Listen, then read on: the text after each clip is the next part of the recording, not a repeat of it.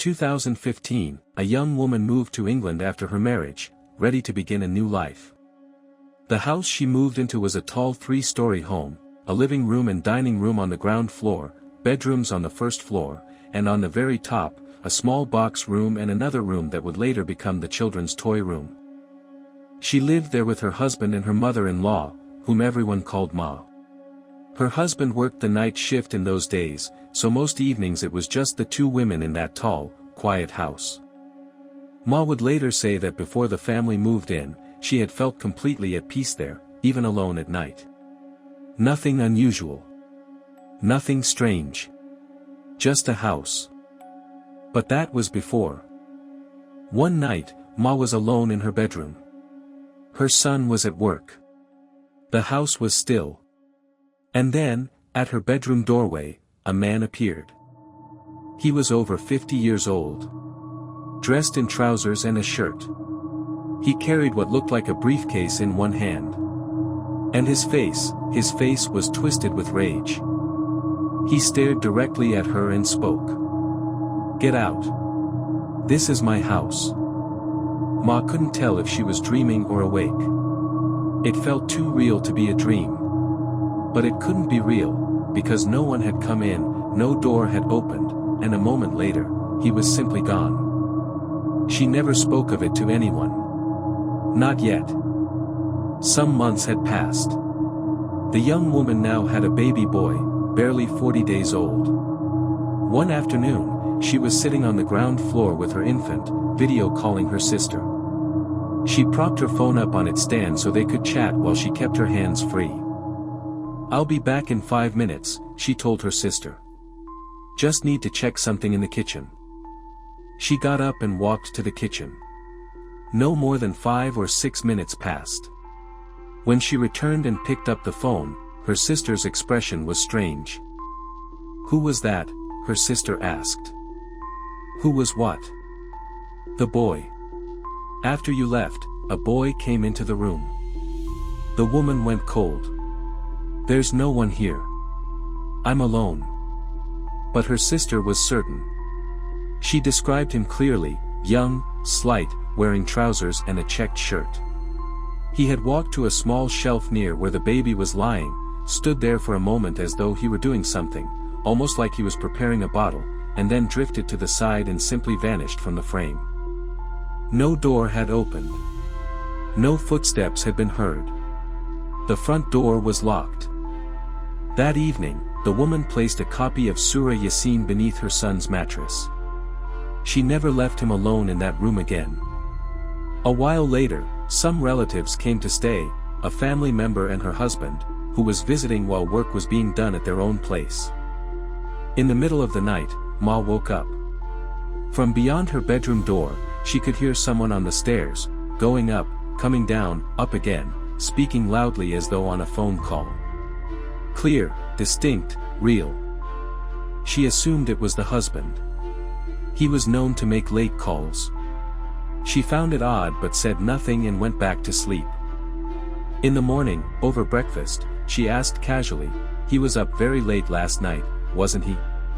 Talking on the phone on the stairs?" Her daughter-in-law looked confused. "Ma, he never came home last night. He called me in the evening to say the work was running late. He slept at his own place." Ma set down her cup. She had heard those footsteps. She had heard that voice. Every single step, every word, real. But no one had been there. By 2017, the family had grown. There was now a baby girl, a bright, quick child named Mana. She had started walking early, talking early, putting words together in small sentences before most children her age. The top-floor toy room had become her favorite place. She would take a toy from the basket in the living room, carry it upstairs, come back down, take another, go up again. Over and over. Ma watched this for a day or two before she said anything. Then one afternoon she called Mana over. "Beta, why do you keep going up and coming back? Why not just play up there?" Mana looked at her grandmother with perfectly calm eyes. "Ma, there is another Ma upstairs. I am bringing her toys."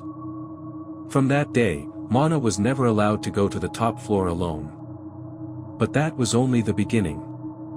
A few nights later, the family woke to find Mana standing beside Ma's bed in the dark, silent, completely still, just staring at her grandmother's face.